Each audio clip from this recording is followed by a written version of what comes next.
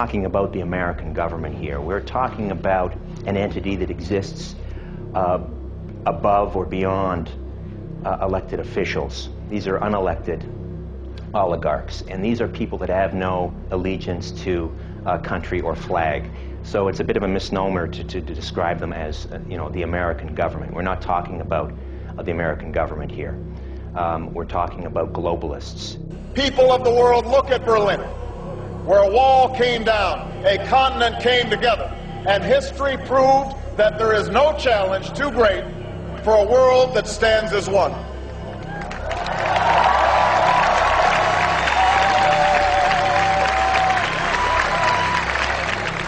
While the 20th century taught us that we share a common destiny, the 21st century has revealed a world more intertwined than at any time in human history.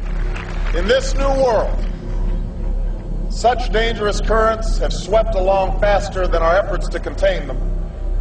And that is why we cannot afford to be divided.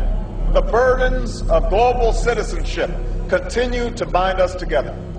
Partnership and cooperation among nations is not a choice. It is the only way, the one way, to protect our common security and advance our common humanity. I could see in a half century or less or more, China evolving into the status of a superpower, possibly India. Europe will be an area, I want to hope, of great prosperity, but it will not be a political superpower. By the very nature of the democratic system that underpins it, there isn't that type of consensus behind it. So the United States power will decline, but I think that it's unlikely to be replaced by equivalent power anywhere else. And I think that for even those countries we talked about, their problems will be very, very great in the future, as America's will be. And I think it's a safe bet to say that in the world of the 21st century, all the powers of the nation state, of all nation states, will decline to some extent. We're moving towards the uncompleted pyramid being finished, which will be the New World Order: one world government, one world religion, one world cash, total enslavement. I think the idea of having a union at the North American level or a single world government is really more of a red herring that people who are frightful of any collaboration with any country throw up as a way to try to avoid discussing any serious issue.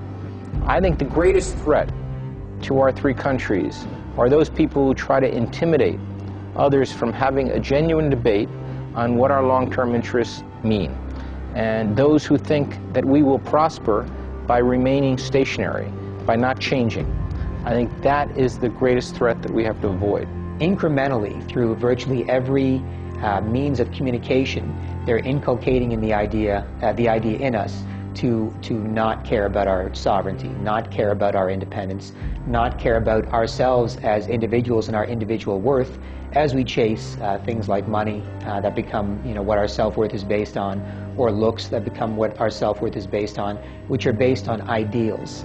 And those ideals are designed to corrupt the way we think about the world, the way we value ourselves as individuals. If we don't value ourselves as individuals, we won't value our country as an individual country, and then we'll be allowed to be subsumed into a UN global government.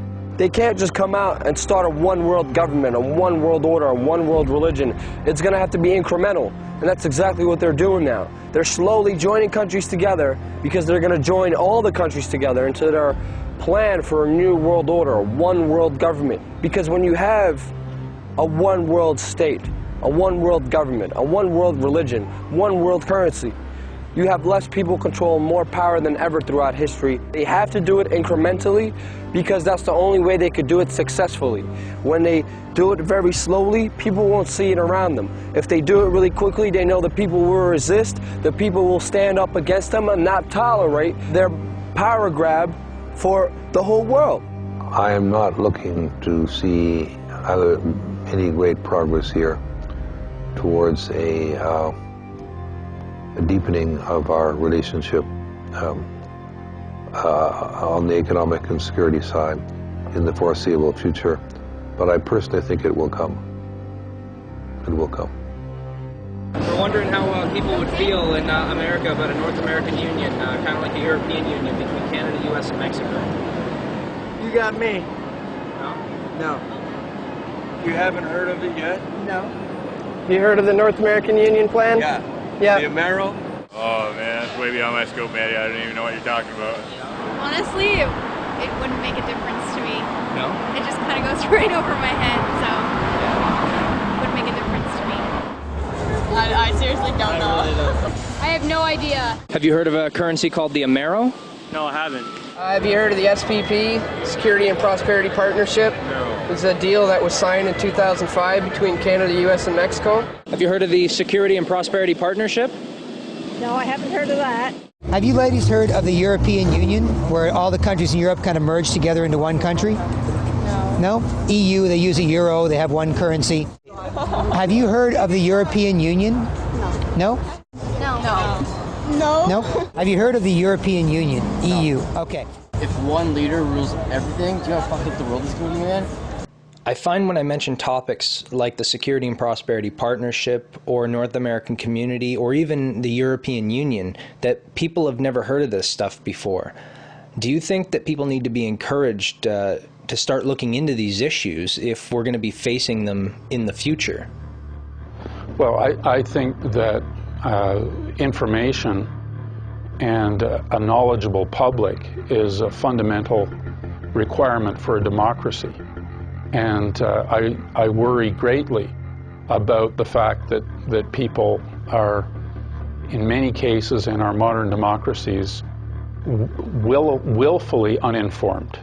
It's not that the information isn't available, especially with the internet. You can get information if you want it, but people just aren't interested. In a recent by-election in Ontario, 25% turnout. 25%. Unlike Afghanistan, nobody was threatening to cut your fingers off or to kill you if you voted. So, but there is a lack of democratic engagement, and part of that is a lack of involvement with understanding the issues, whatever they may happen to be. Tenemos la posibilidad ni el gobierno de darte más información. Aquí la poca que ves en la tele y lo poco que oyes es lo que logras ver y saber. Volvamos a lo mismo, todo es un genérico de desinformación. Yo te podría expresar más si yo supiera, pero como el tiempo para subsistir no nos da tiempo para informarnos.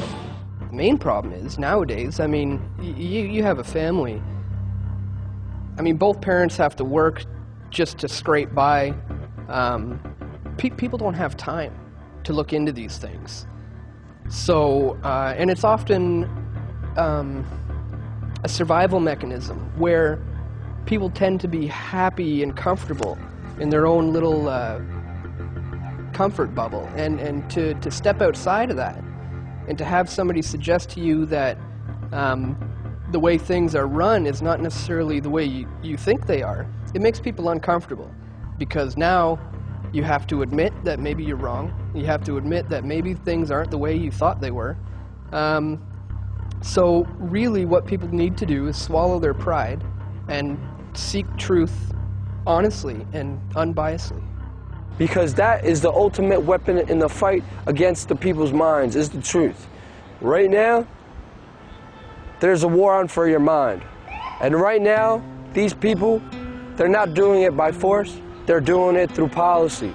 People are slowly beginning to wake up to the fact that the Fourth Estate has simply not done their job with regards to North American Union or 9/11 or any of the other significant events that have occurred over the last 15, 20 years, probably even further back. People are waking up. They're not getting the truth from the Fourth Estate. The mainstream media will deliberately lie to you. They will distract you from the truth. The only threat is an informed, educated, participatory democracy. And we're not participant. And we're choosing to be misinformed by the propaganda given to us, and we're not educated on these issues. We have, by and large, a bi-party system in Canada. You have your liberals and you have your conservatives. In the United States, they have Republican and Democrat. But society, individuals as a whole, we get all excited at election time, and we elect an individual who's been appointed to that position to go fulfill that role, and the people who are appointing them are the very people who want to march us down to this whole globalization North American Union. We are losing our nation before our very eyes. We are at war. The other side is playing for keeps. And Canadian citizens are not standing up for this great country. And we need the citizens of our nation to stand up, stand strong, stand free, and vote themselves into power and take back what is rightfully theirs and their children to come.